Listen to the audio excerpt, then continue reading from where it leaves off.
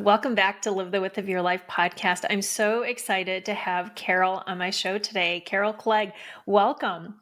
Thank you. Thank you. This is exciting to be here. I know we just share so many different visions and places that we both appreciate together. So this is wonderful It to is. join you. I'm so delighted to talk to you, and tell me where you're dialing in from today. So I am in the desert area of New Mexico, living at 7,000 feet, which sometimes I'm quite amazed, but it's gorgeous because it gives me all four seasons. So I didn't know that about New Mexico. yeah, we get I've, snow. So, I've never yeah. been, but it's on my list of places to visit. So, how long have you been in New Mexico? Because I know that you're not originally from the States. No, I'm not. I'm from Cape Town, South Africa. And funnily enough, this is the longest that we have lived anywhere in my entire life. And I'm an ocean girl. So, how did I end up in the desert?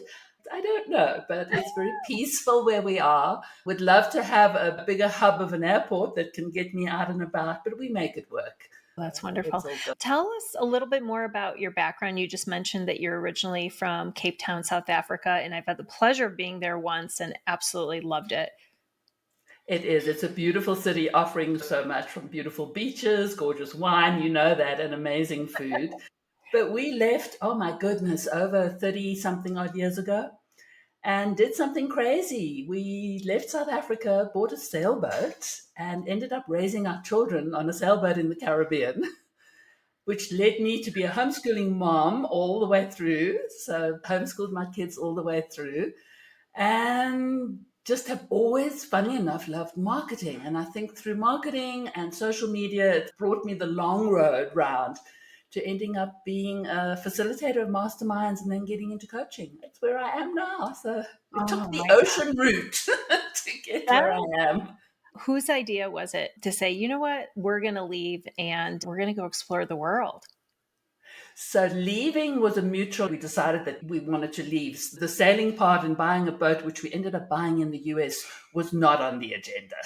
So How did you end up doing that? Were you guys both that sailors? no, not at all. So my father had actually come over to the US and he'd bought a boat and long story short, convinced us that we should join them as they did their trip. And then we fell in love with the lifestyle and ended up selling that first boat, the sailboat that we bought, and we bought a bigger boat and we continued. They went back to South Africa and gave it all up, but we actually continued. And just to add a twist to the story, we've actually bought that same sailboat back again, and she's been back in our lives for 5 years now. Crazy. That's so crazy. How long was your sailboat gone? So in between period was about 15 years, but we had this arrangement with the person who bought her that when either of us say we're done, we're going to offer it back to him first.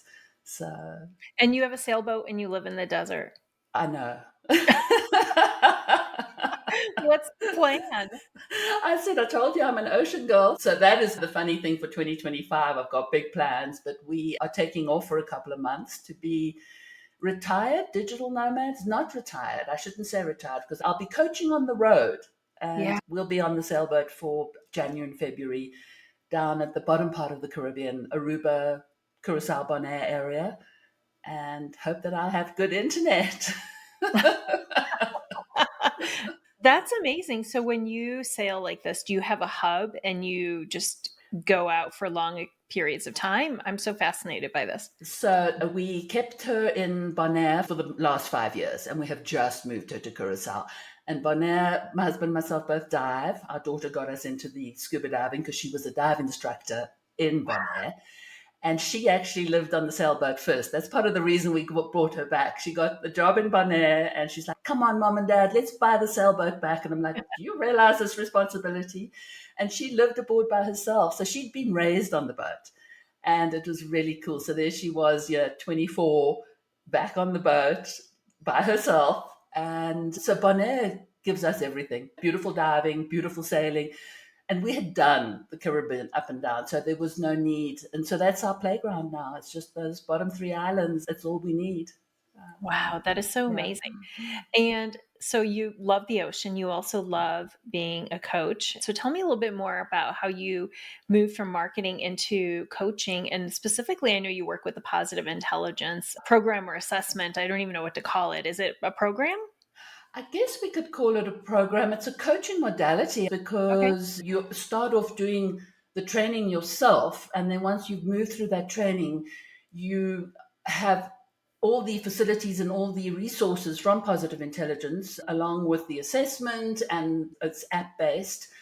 So I went from marketing and social media and handling people's social media to wanting to facilitate masterminds. I just believe in the power of bringing people together, Mm. building communities, learning from each other.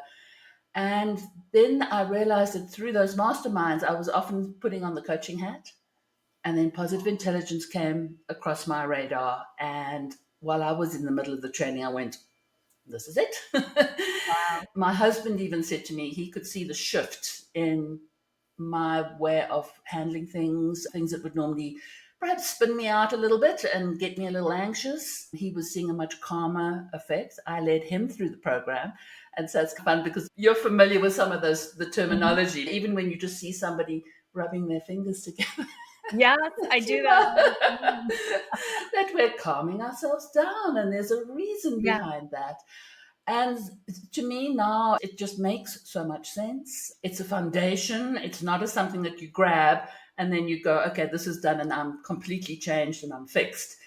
To me, it's something that you build on all the time. And then, just like we spoke a little earlier, sometimes we ourselves feel out of whack. We Oh, feel yeah. we can have all the wisdom in the world, but it's beautiful to have this in the back of my mind because I can go back and remind myself and just go, well, slow down, take a deep breath, remember Yeah. that you've got tools in your toolbox, and allow your body. This is one of the other things that is just, allow what your body's feeling to talk to you, because so often our brain spins round and around and around, and then we are so busy thinking and trying to sort out what we're thinking that we're not listening to our bodies. And so, So yeah. true. And so for folks that aren't familiar with positive intelligence, there is an assessment. There's a book, I think. Shernad wrote a book. He wrote a book, correct. And then there's an assessment. It's pretty quick and it's free actually. And I know I love to do it and I love to do it with my clients. And it identifies your top sabotaging behaviors or your saboteurs as he refers to them. Can you talk just a little bit more about the saboteurs and then also like the sage power? Absolutely. The primary saboteur is what we call the judge, and it's not I am the judge of the circumstances. You've got to think of it as being something apart from you, but it interferes with our process of thinking about things and then sending us on a negative spiral, and that we then end up anxious, stressed, concerned, angry, and all these different emotions. And we talk about these saboteurs. There's various different other personality tests like the Enneagram and some of these others that identify things that have been with us basically from birth. And Yeah. so we talk about the saboteurs as being parts of us, in a sense, that have strengths. So I don't want people to forget that there's strengths to the saboteurs, but we tend to overuse and abuse them. And Mhm. then what happens is they run the show. And so the beauty of learning more about the sage powers is to quieten. And it's not that we're going to get rid of them, it's not that they're going to go away, but we want to quieten them down so that they don't hold the driver's seat. I always laugh and say, yeah, get in the back seat, or can you get outside, or get out of the room for now? I don't need you. And so the sage powers that come into this, that's our toolbox. And it's looking at the situation that you're trying to deal with. You won't necessarily pull on all those sage powers at the same time, but it's moving us into looking at life through a different lens and Mhm. having a growth mindset. And so the bottom line, what we're trying to get to is accepting the situation or trying to find the gift in it. And accepting takes some work. So the judge is going to tell us this is no good and we need to change it and we need to do something. But if we can look at this for a moment, and this is where the PQ reps, where we spoke about rubbing the fingers together, is Yeah. shifting that brain from that spiraling or even analytical left hand side and going, okay, slow down, stop.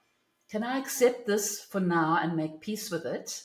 And later look for the gift and the opportunity? Because that can be a Mhm. challenge. We can't always find the gift.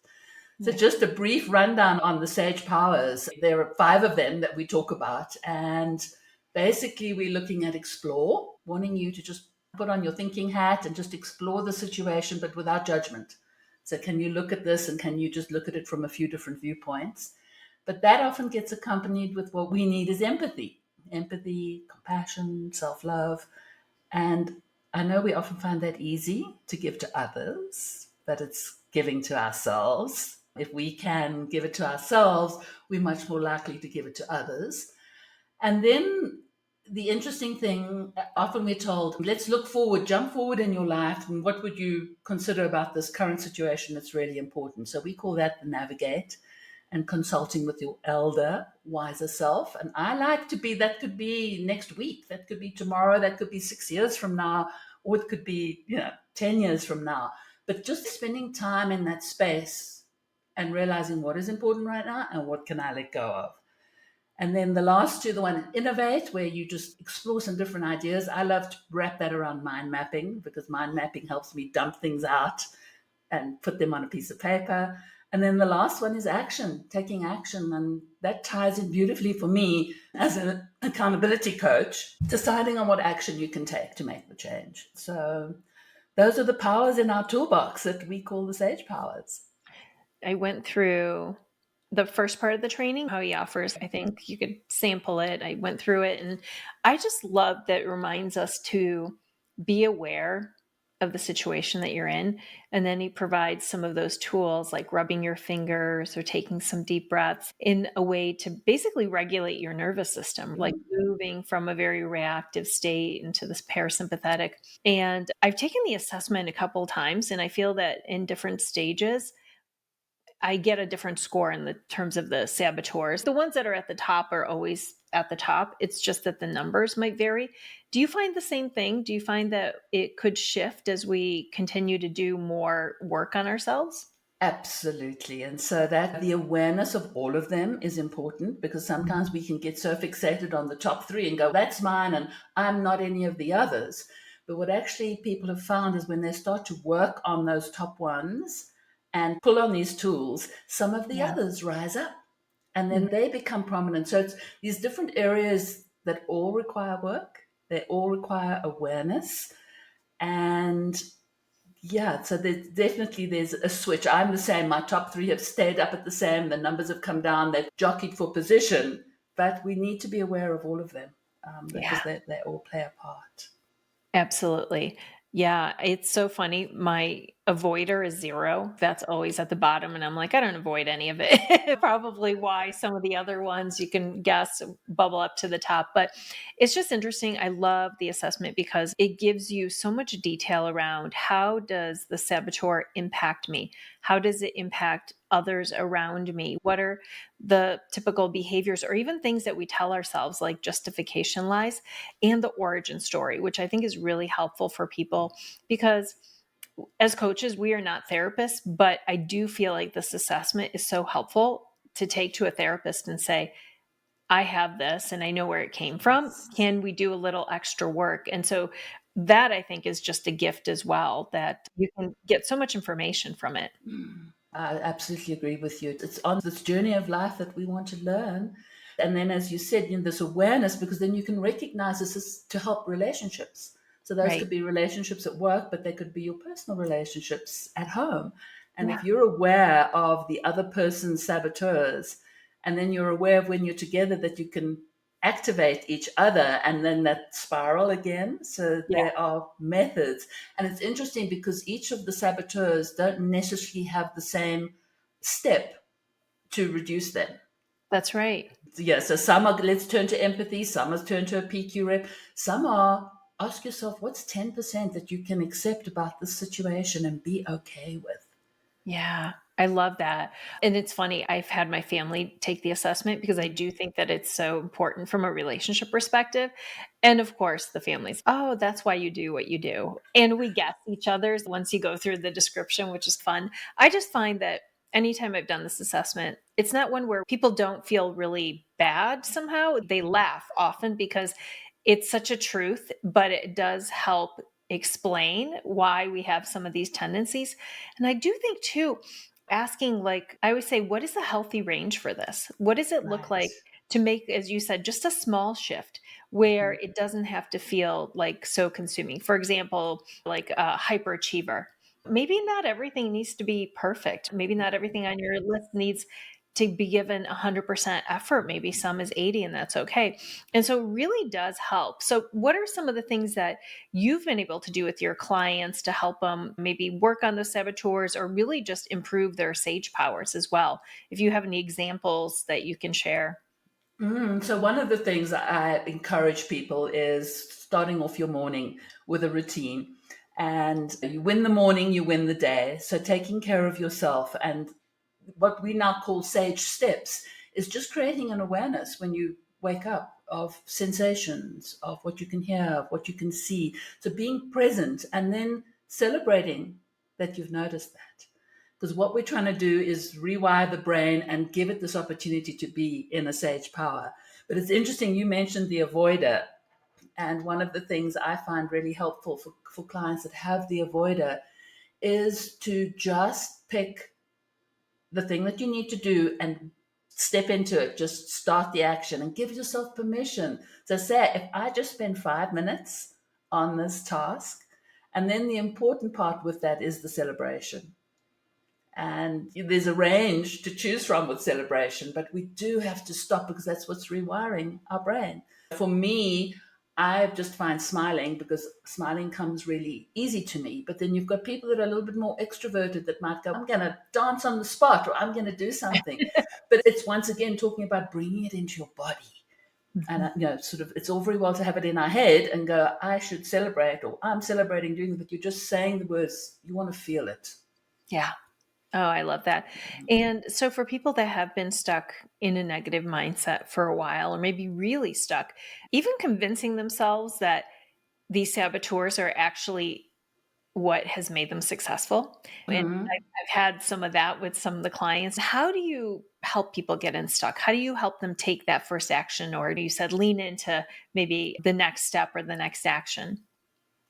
So I think one of the things that once this comes with compassion and empathy for yourself is to realize that think of it as, to me, I like to think of it as waves, and there's going to be the up and there's going to be the down. And fighting against the fact of no stress, I don't want any negative results. They're there for a reason. They're there to bring awareness to a situation.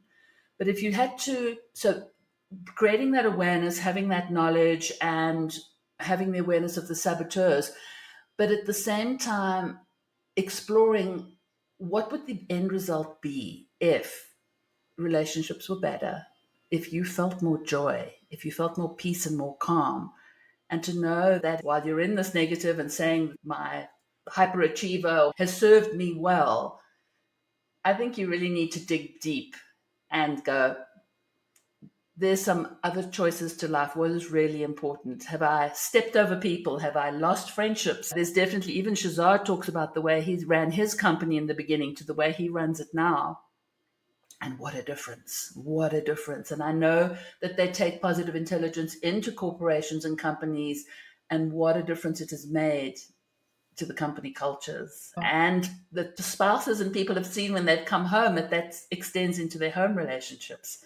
So to me, it's so powerful. And it's not an overnight fix, as I said before. It's something that you steadily work on, steadily have awareness and explore.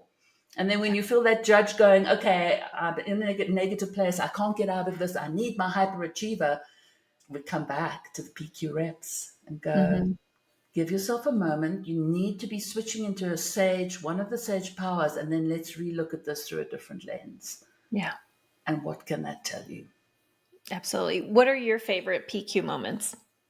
So for me, actually, funny enough, the tense one, that's not very pretty to do on the show, but tensing up all the muscles. And the beauty is now with this accept situation before finding the gift is to just tense up for 10 seconds and then allow yourself. So the tensing up, this new sage steps, which is just saying 10 seconds. So you don't Mhm. have to sit for 2 minutes if you can just switch your brain.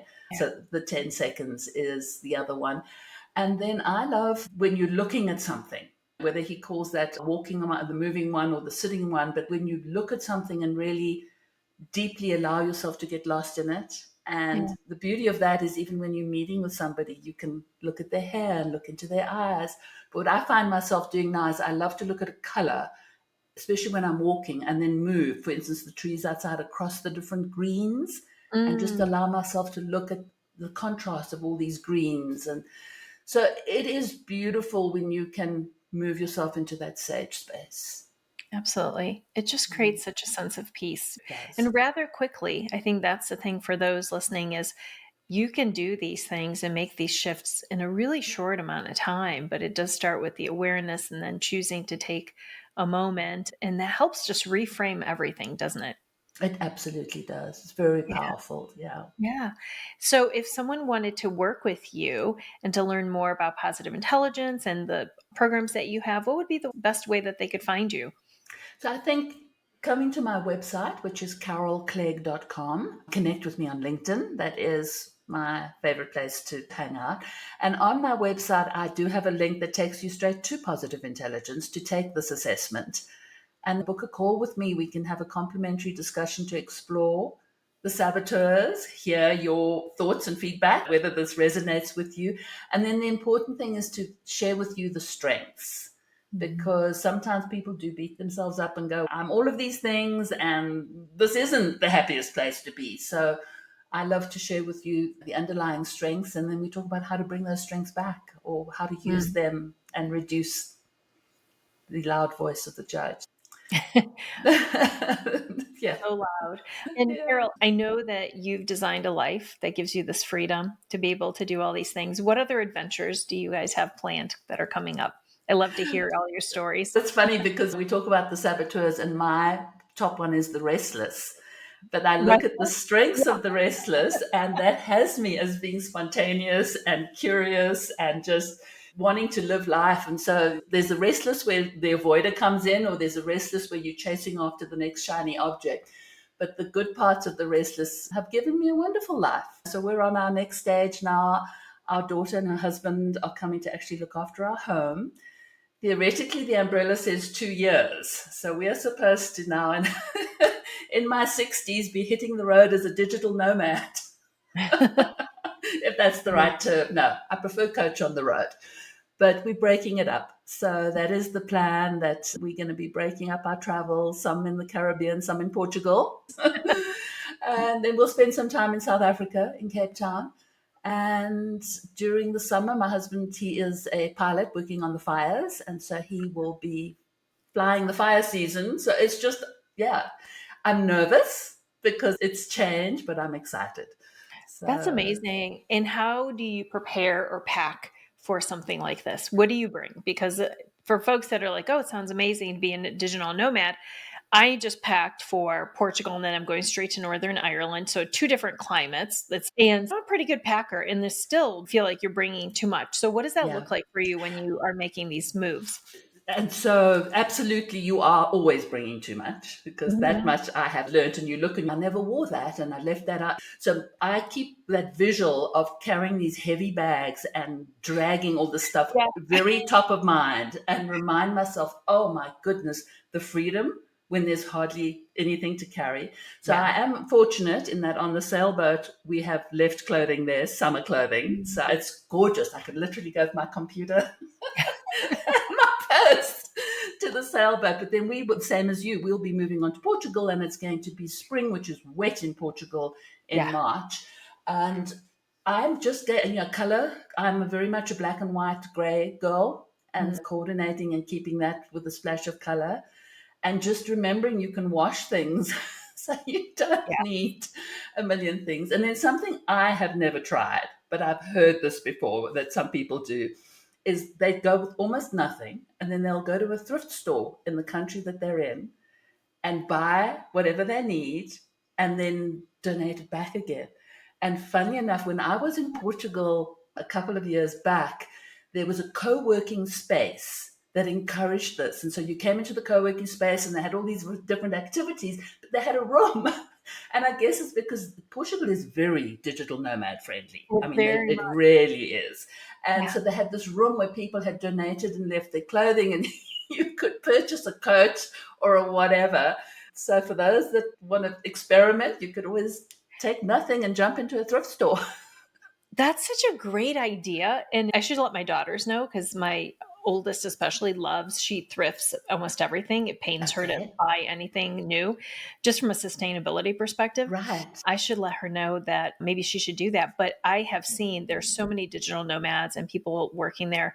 And you're right. You don't want to have to bring a rain jacket just for what in case it happens. And so being able to have all of those things available, I may have to try that for some of Yeah. these things. But I always look for a washer. I always like, I need to be able to wash my clothes, then I feel better. I don't have to bring too much. I love this adventure for you, Carol, and it just Thank sounds you. like it's going to be so amazing. And the final question I ask all my guests is tied to the title of the podcast. And I think you've just woven in this messages throughout our entire conversation, which is, what does it mean to you to live the width of your life? And as you ask that, I think it's to try not to let fear get in the way, because fear Mm. and love are the two opposite sides of the coin. And so if you can, and I'm working really hard on this right now, I have this on my board, is I will accept and find joy in the unknown of today. Oh my gosh, I love that. Say that again. I will accept. And find joy in the unknown today.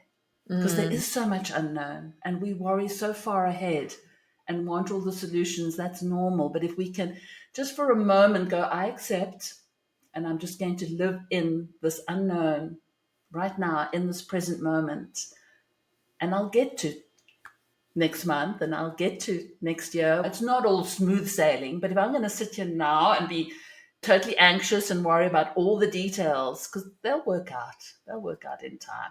And then I've got my sage powers to pull on.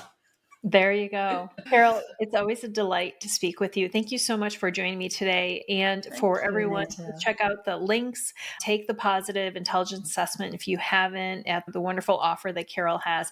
Continued success to you on all your adventures. Thank you Thank much. you.